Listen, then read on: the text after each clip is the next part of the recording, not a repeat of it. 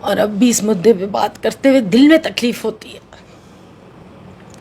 क्योंकि इस तरह हत्या कर देनी एक बच्चे की सिर्फ इसलिए कि सो कॉल्ड लोअर कास्ट से है। ये लोअर कास्ट क्या चीज़ है? नमस्कार, द जनता लाइव देख रहे हैं आप और मैं हूं आपके साथ पूजा। और इस वक्त मेरे साथ जो शख्सियत मौजूद हैं उन्हें वैसे तो किसी परिचय की ज़रूरत नहीं, लेकिन हमारे जो रिवाज हैं, जिस तरीके से हम अपने दर्शकों से अपने हर मेहमान का तारुफ कराते हैं, उसके तहत मैं अपने दर्शकों से आज रूबरू कराना चाहूँगी सलमा गुल आगा को। मैम, आपका बहुत स्वागत है हमारे चैनल पर। और 1980 से 90 के दशक की बेहतरीन अदाकारा, गायिका के तौर पर लोग आपको याद करते हैं। One of my favourites film आपकी निकाह, जिसे लोग भूले नहीं भूल सकते। उसमें आपकी खूबसूरती के जितने चर्चे रहे उतनी ही आपकी अदाकारी के चर्चे रहे। बहुत स्वागत है आपका हमारे चैनल पर। और एक और चीज़ कि आज हम मैम का इंटरव्यू, जैसा कि कहते हैं कि बड़ी हस्तियों के आगे लोग वैसे ही झुक जाते हैं, तो हम दोनों मिलकर, मैं और नलिनी मिलकर आज मैम का ये इंटरव्यू करना चाहेंगे।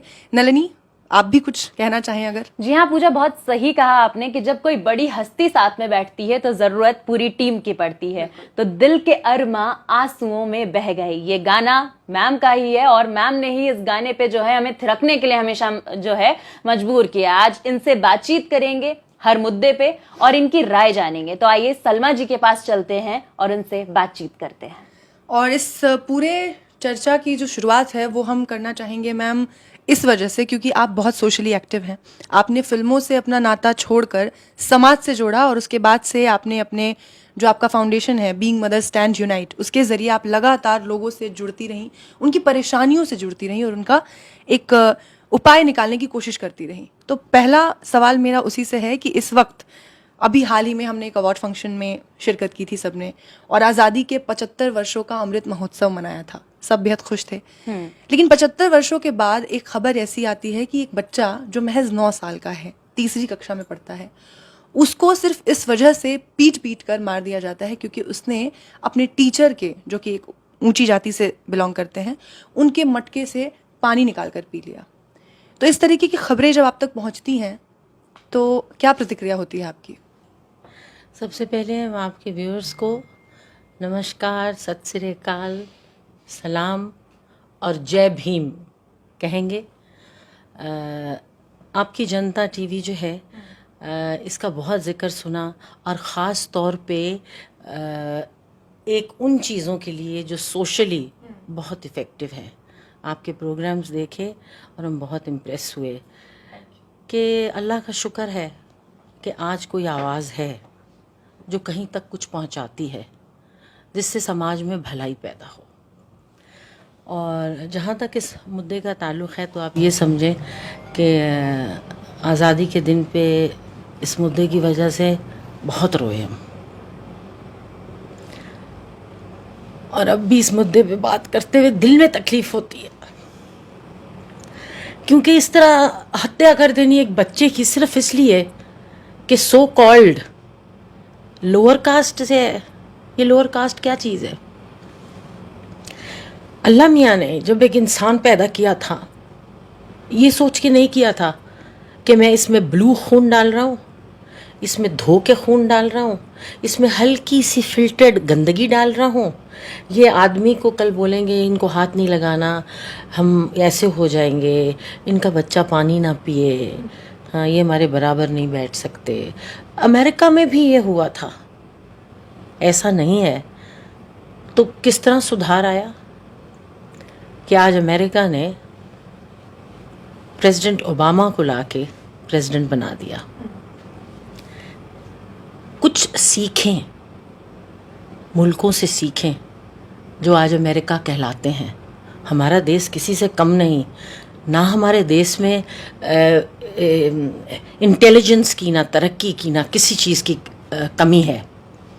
आज हमारे प्राइम मिनिस्टर साहब हैं, वो कितना बदलाव लाए हैं इकोनॉमिकली और तरक्की के हिसाब से, डिजिटल इंडिया और जी पे और ये सारी चीज़ें, और बहुत सारी स्कीम्स हैं, चीज़ें बहुत अच्छी उन्होंने की। मगर थोड़ी सी तवज्जो ये मजमून भी मांगता है जो डिजिटल चीज़ों से ज़्यादा अहम है। इंसान, उसका आराम, उसका स्टेटस, उसकी नौकरी, उसके पैसे, उसको एक अच्छा जीवन, उसके बच्चों के लिए तरक्की, एक मुल्क के लिए सबसे ज़्यादा अहम ये चीज़ है। हमारा ख्याल है डिजिटल से भी ज़्यादा। आपको क्या पता कि जिनको आप ये फैसिलिटीज़ सारी नहीं दे रहे, उनमें कौन इब्राहिम लिंकन है और उनमें कौन बाबा साहब अम्बेडकर है। आप किसी भी कौम को सप्रेस नहीं कर सकते, वो कोई भी कौम हो, उनको तरक्की का हक है। और उनका सबसे बड़ा एग्जाम्पल है बाबा साहब अम्बेडकर, और मैम जिनके कानून पे आज सारा मुल्क चल रहा है। अनटचेबल थे ना, वो ऐसे टचेबल हुए कि अमर हो गए। उनको आप किसी भी एक बड़े जिसको कहते हैं कि मजहबी जो अल्लाह के भेजे हुए वो थे, मसायर थे, फरिश्ते थे, उनके साथ आप कंपेयर कर सकते हैं। उन्होंने भी तो यही किया था। जिंदगी हम लोगों की आसान की थी, हक लेके दिया था, बताया था कि अच्छा क्या है बुरा क्या है। बाबा साहब ने भी यही किया। तो हम तो उनके ऐसे फॉलोअर हैं और उनके ऐसे फैन हैं कि वो दिल में बसते हैं, दिमाग में बसते हैं। इंसानियत के एक प्रिंसिपल पे कोई चले तो। बाबा साहेब के बारे में आपने जो बात की कि इंसानियत के सबसे बड़े अगर कोई फरिश्ते रहे हैं तो बाबा साहेब रहे। और आपने अमेरिका का जिक्र किया कि जिस तरीके से अमेरिका ने जो ब्लैक लाइफ मैटर्स का जो उनकी मुहिम थी उसके तहत उन्होंने काम किया और जिस तरीके से वहाँ जंग जीती लोगों ने। लेकिन मैम, अगर हम सियासी जंग की बात करें तो हमने एक दलित राष्ट्रपति दिया, अब हमने एक आदिवासी समाज से एक महिला को राष्ट्रपति बनाया है। राष्ट्रपति पद पर हम एक दलित को बिठा रहे हैं, एक महिला को बिठा रहे हैं, लेकिन समाज वहीं का वहीं है। सियासत बढ़ गई है, समाज वहीं है। क्योंकि जैसे कि आपने कहा जंग, ये जंग नहीं है। इंसानियत की चीज़ों को आप हकूक कहते हैं, जंग नहीं कहते। ये जंग नहीं है। इसको जो जंग करके ट्रीट करेगा तो तरक्की नहीं होगी। साथ मिल के चलें। आप एक पद पे किसी को बिठा देते हैं, उसके साथ वो हुक्मरान नहीं हो जाता। पॉलिटिकली बैठना नहीं होता। हाथ पकड़ के साथ चलना,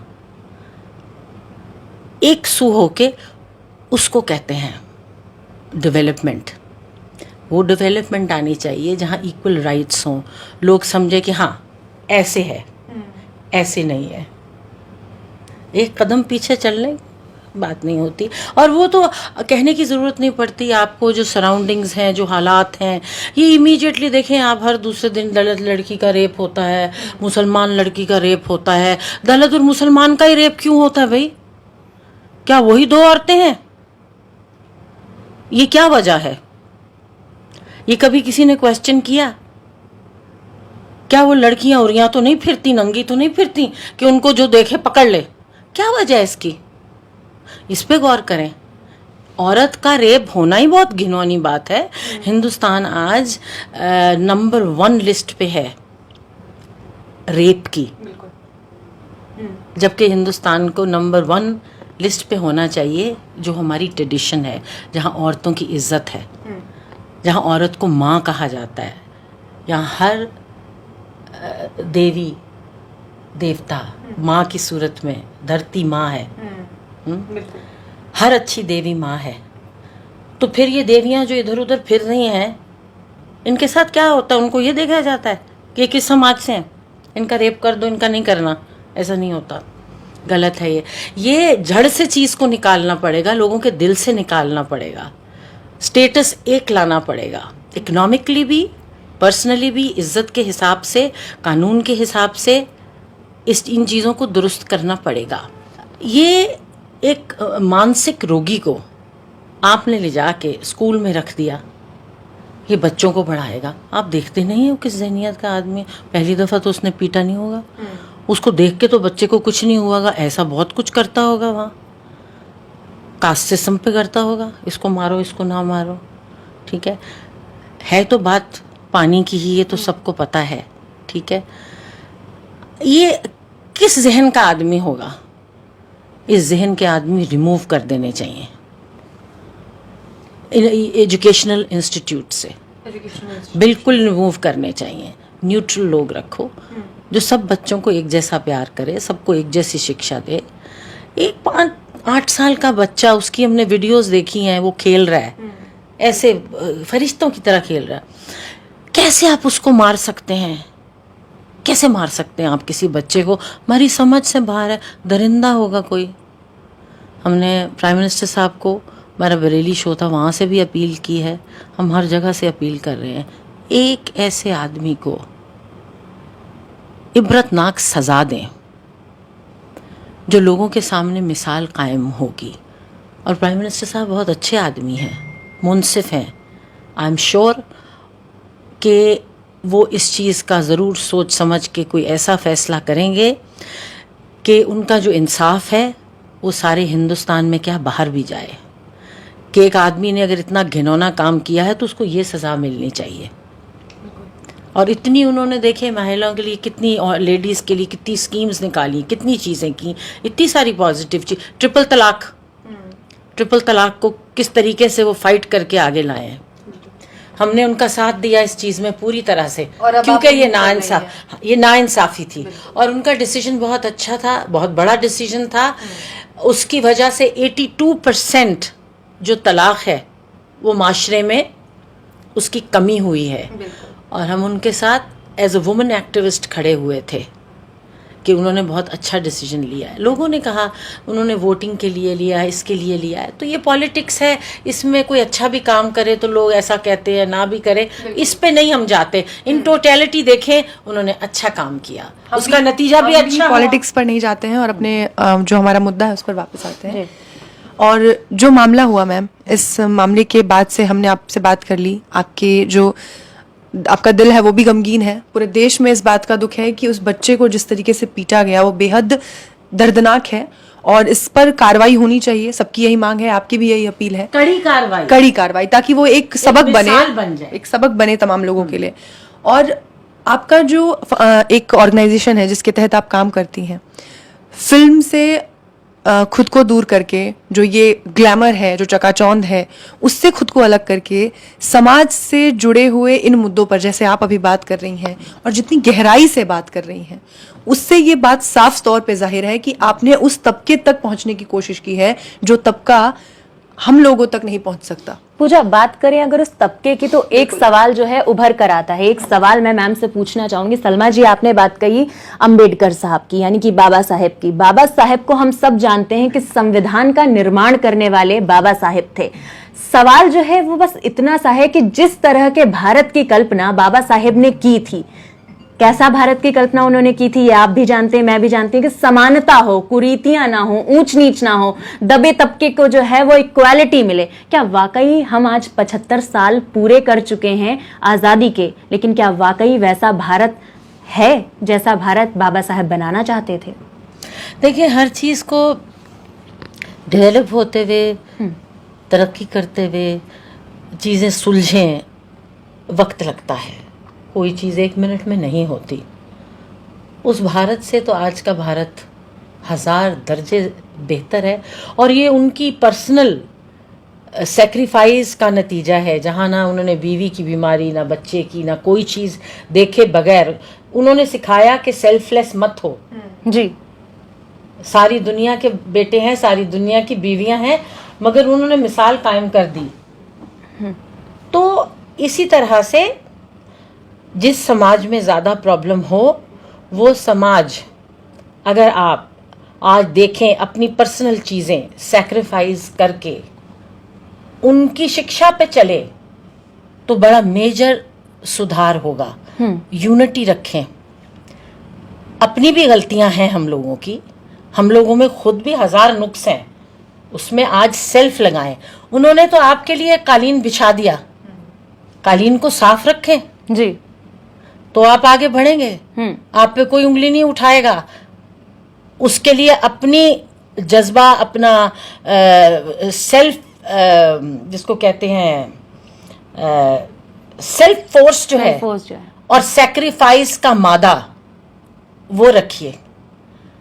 उससे फिर आता है कि जब कोई कमजोर महसूस करे, हाथ पकड़ के चलें एक दूसरे का, कभी कमजोरी नहीं आएगी। अकेले जाने वाला आदमी या तो पीछे रह जाता है या आगे निकल जाता है।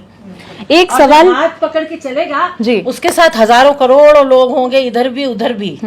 आज है ना बाबा साहब के साथ, जी, उन्हीं के सब लोग उनकी शिक्षा पे आज पूरे तरीके से नहीं जा रहे हैं।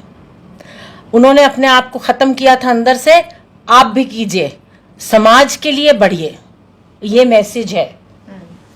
मैम आपने एक बात कही कि समाज के लिए बढ़िए, और अगर हम बात करें भारत की तो आपने देखा है, आप खुद भी पॉलिटिक्स में बहुत एक्टिव रहती हैं और जो है समाज सुधारक के तौर पर जानी जाती हैं। आप हमेशा समाज के लिए, सामाजिक कार्यों के लिए आगे बढ़ती हैं। एक सवाल जो है वो उठकर आ रहा है कि राजस्थान में इतनी बड़ी घटना हुई, 20 से 22 दिन बाद उस बच्चे की मृत्यु हो गई, सरकार की तरफ से अभी तक उस बच्चे के परिवार को, उस बच्चे के लिए किसी भी प्रकार का आश्वासन नहीं आया और सरकार अभी भी चुप्पी साधे हुई है। आखिर क्यों कांग्रेस सरकार चुप है? देखिए, ये तो सरकार की पॉलिसीज़ हैं। आई एम श्योर के कानून के हिसाब से, पॉलिसी के हिसाब से सरकार इमोशनली तो नहीं सोचेगी ना। मगर आपको नहीं लगता कि अशोक तो गहलोत जी की अपने- तरफ से कोई हाँ जी। प्रक्रिया सामने आनी चाहिए थी? क्योंकि इतनी बड़ी घटना उनके राज्य में हुई है, कहीं ना कहीं इस चीज से जो है हिंसा भी भड़की है, मजम्मत लोग करनी गुस्से में चाहिए हैं। थी, हाँ। जी, लोगों हर्ट हुए हैं ना। आज हमारा उस बच्चे से को खून का रिश्ता तो नहीं है, जी, मगर बच्चे तो बच्चे हैं, सबके बच्चे होते हैं, सब रो रहे हैं, सब ये कर, आई एम श्योर वो इस चीज़ का ज़रूर नोटिस लेंगे। और सबसे बड़ी है जो प्रेजेंट गवर्नमेंट, वो भी इसके लिए ज़रूर सोचेगी। मोदी साहब को अपील किया है, प्राइम मिनिस्टर को, वो इस चीज़ का ज़रूर, हमें 100% यकीन है कि वो इसका कुछ ना कुछ ज़रूर करेंगे और करना चाहिए। नलिनी, करना ही चाहिए। राजनीति से हटके अब हाँ, करना ही चाहिए करना पूजा, चाहिए। क्योंकि भगवान को जिस देश में बच्चों को भगवान का स्वरूप माना जाता है, उस देश में ऐसी घटना का सामने आना, खास करके तब जब एक शिक्षक, जिसे समाज के सुधारक के तौर पर जाना जाता है, बिल्कुल। उसकी तरफ से इस तरीके की घटना को जो है अंजाम दिया गया। कुल मिलाकर हम देखें तो हम और आप सिर्फ उम्मीद कर सकते हैं कि इस मामले पर जी। सरकार जो है वो जल्दी से जल्दी, कड़ी से कड़ी कार्रवाई करे और उस बच्चे को न्याय मिले। लेकिन मैं आपसे ये जानना चाहूंगी मैम पर्सनली, कि आप खुद एक ऐसी संस्था चलाती हैं, बीइंग मदर स्टैंड यूनाइट, जिसका नाम ही है स्टैंड यूनाइट, और यहाँ इसके जरिए आप तमाम उन यतीम बच्चों के लिए, बुजुर्ग लोगों के लिए जिन्हें उनके बच्चों से प्यार नहीं मिलता, उन्हें आपके ऑर्गेनाइजेशन से प्यार मिलता है, वहाँ उन्हें उनकी देखभाल की जाती है।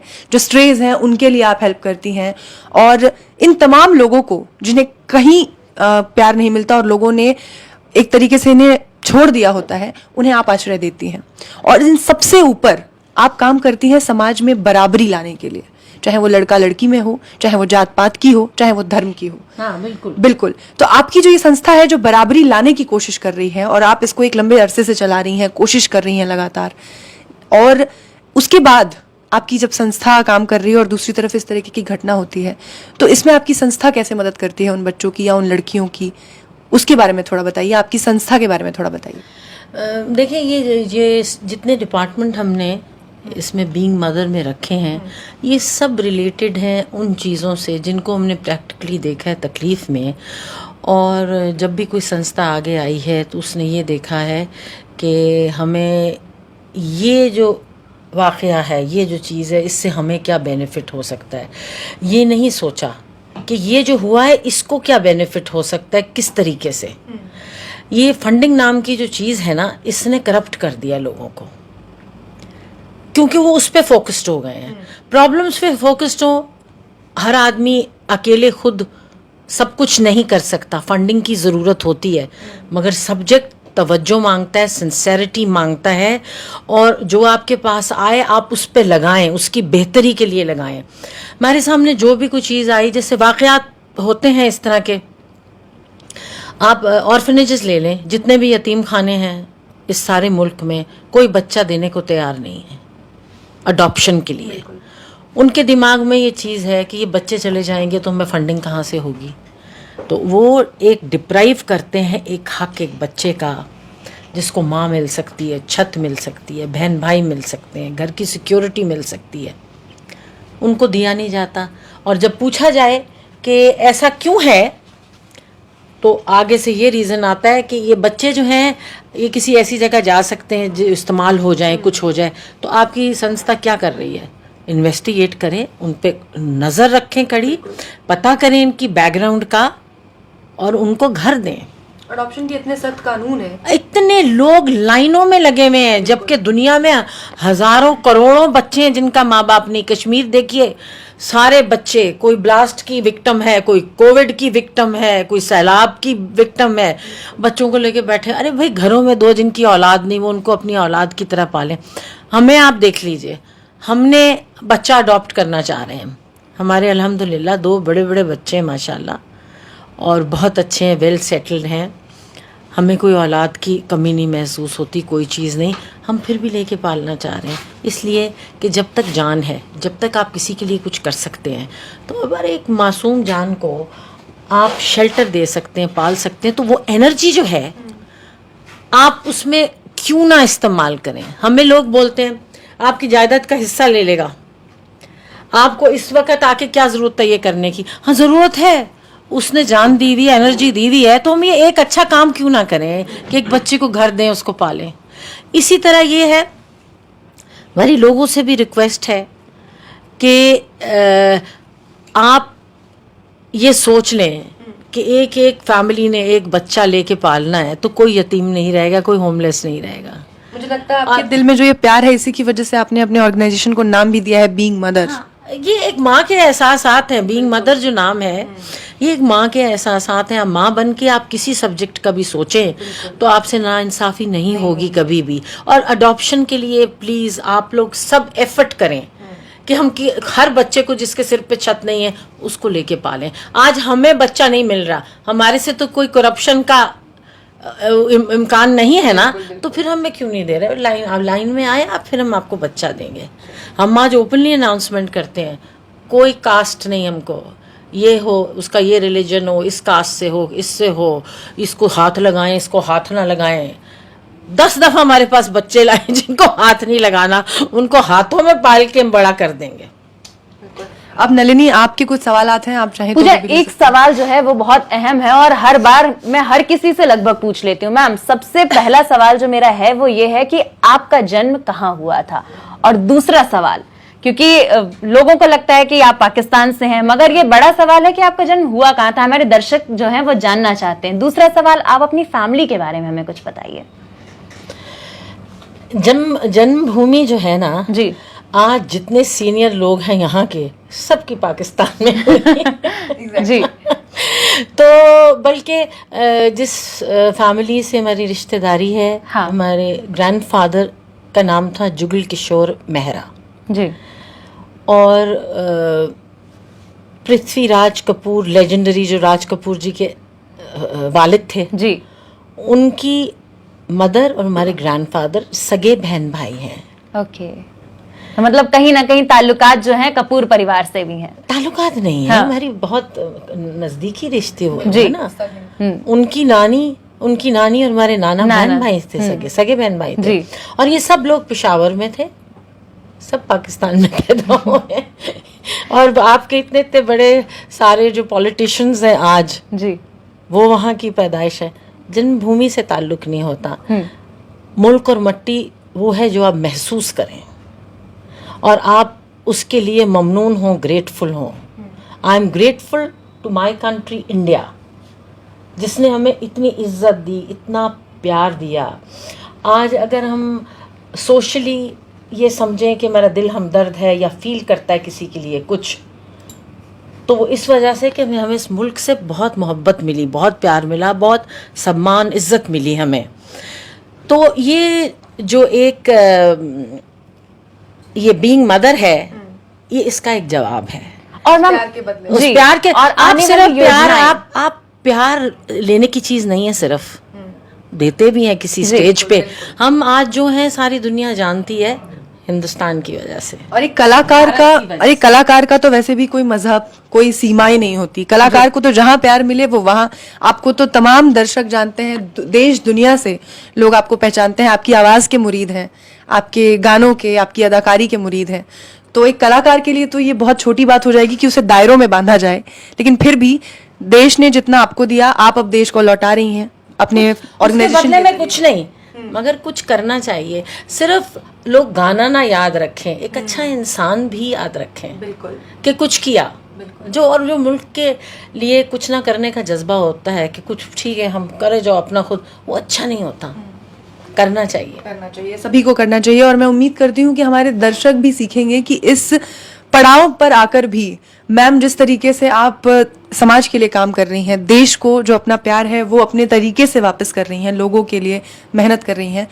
आज की जो युवा पीढ़ी है वो आपसे कुछ सीखे, और जिस तरीके से ग्लैमर चकाचौंध से निकलकर आपने समाज से जुड़ने की कोशिश की है, लोग भी अपने व्यस्त जीवन से थोड़ा सा समय निकालकर देश के प्रति सोचे। देश में जो ये व्यवस्था है जिसके तहत 9-9 साल के ये बच्चे, छोटी छोटी बच्चियां जात पात के नाम पर, धर्म के नाम पर अपनी जान गंवा रही हैं, उनके बारे में सोचे, तो हमारा आज का ये पूरा सेशन आपसे बात करना सफल हो जाएगा।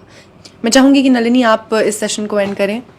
बस इतना सा कहना चाहूंगी कि समाज की कुरीतियां तब बदलेंगी जब हमारी सोच बदलेगी। और 2 लाइंस पेश करूंगी अपने दर्शकों के लिए कि तेरे भी खून का रंग लाल है, मेरे भी खून का रंग लाल है, आखिर क्यों ऊंच नीच की ये दीवार है। सोचिएगा, समझिएगा।